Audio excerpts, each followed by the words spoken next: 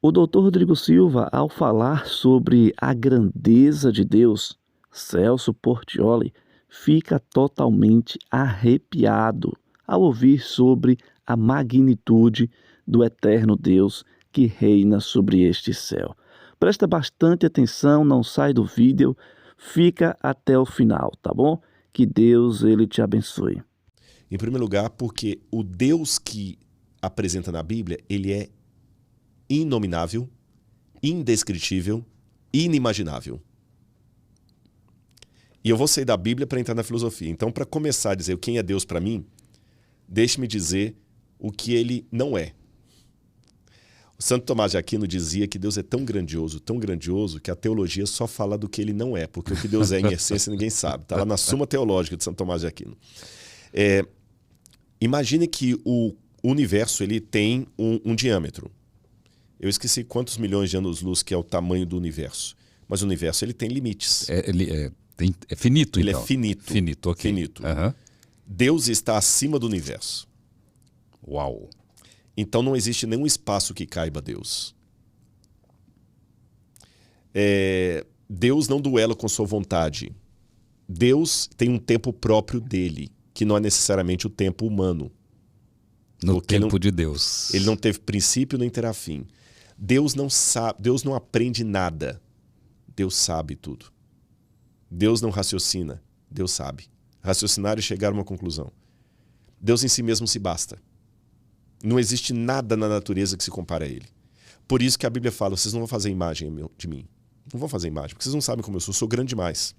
Só que esse Deus que é tão grandioso, tão inimaginável, tão tudo para ter produzido o universo, ele precisa ser conhecido. Aí tem um paradoxo. Jesus falou, a vida eterna é essa, que te conheçam a ti, Deus único e verdadeiro, e a Jesus Cristo a quem enviaste. Mas se Deus é incognoscível, como é que eu posso conhecê-lo? Pior, eu preciso conhecê-lo para ser salvo. Você mesmo perguntou qual a imagem que você tem dele. Como eu posso ter a imagem de alguém que é indescritível, que está acima de tudo, que não tem nada na natureza que eu possa pegar por parâmetro? Aí a Bíblia mostra um movimento desse Deus que é lindo. Lutero fazia uma diferença em latim ele escrevia o Deus absconditus e o Deus revelatus. O Deus absconditus é Deus na sua essência. Ninguém se assemelha a ele. Ninguém pode imaginá-lo. Ele não tem falta de nada. O Deus revelatus é aquele Deus que ele se diminui para ficar no meu nível, de modo que, mantendo a serenidade e a grandeza de um Deus, o caráter de um Deus, ele fica pequeno bastante para que eu possa abraçá-lo. Esse é o movimento da revelação. E o Lutero, já que eu citei, ele continua dizendo que os homens, o Calvino também falou um pouco sobre isso nas institutas da teologia cristã, que os homens usam uma máscara para esconder o rosto. Deus é o único que coloca uma máscara para revelar o rosto. A máscara que oculta o rosto humano revela o rosto de Deus. E essa máscara foi uma diminuição que Deus fez de si mesmo para que nós pudéssemos entendê-lo. Aí agora eu já saio da teologia judaica para entrar na teologia cristã. E como foi esse movimento? Paulo, o apóstolo Paulo, quando escreveu ali a sua epístola aos Colossenses, ele fala, tenham em vocês o mesmo, aos Filipenses, tenham em vocês o mesmo sentimento que houve também em Cristo Jesus.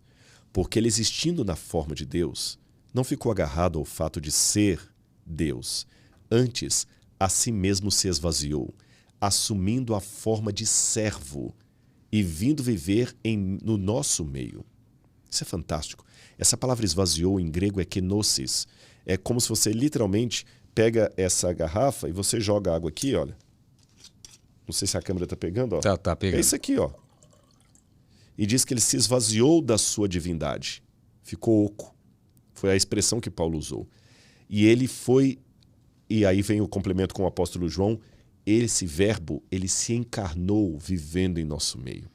Então Jesus se tornou Deus em forma humana. E o preço que ele pagou para se revelar foi se diminuir. Ele não perdeu as características dele de Deus. Deixou de usar. É como se de repente eu tivesse agora um Porsche do mais caro que você pode imaginar.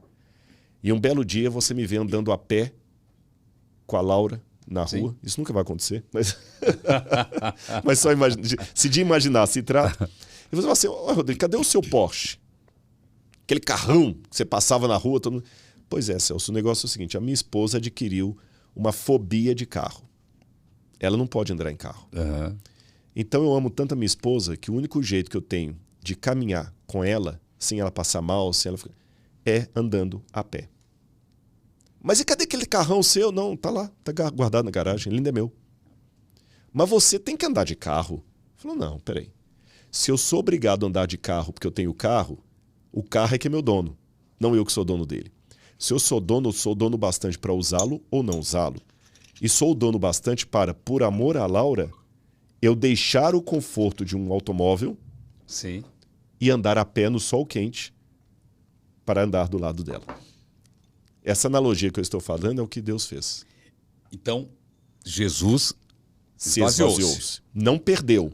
Deixou na garagem. Deixou na garagem. E ele veio fazer a missão dele aqui. Revelar o Pai. Revelar o Pai. E foi tentado. Como nós, a nossa semelhança. E quando ele foi tentado, ele estava... Como ser esvaziado. Esvaziado. Esvaziado. Tanto é que Jesus nunca usou o poder dele que ele podia.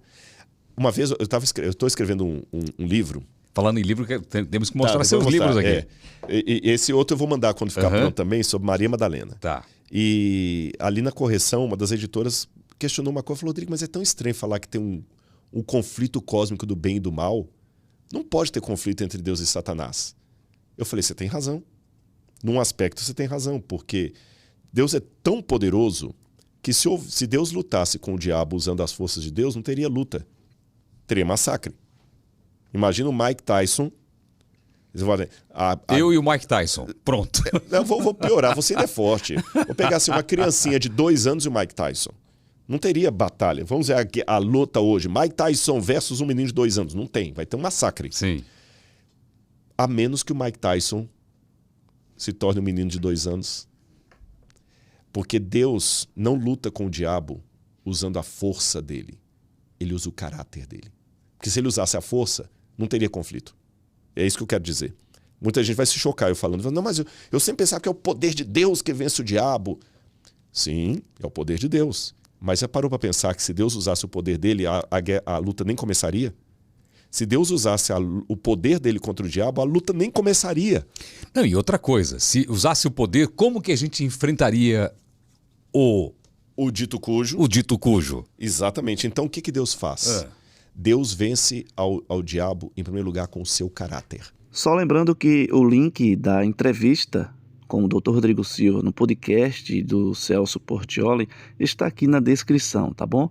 Então não esquece de se inscrever aqui no canal, deixar o teu gostei, o teu comentário e não esquece também de compartilhar esse link para que mais pessoas possam ter acesso a este conteúdo. Que Deus te abençoe.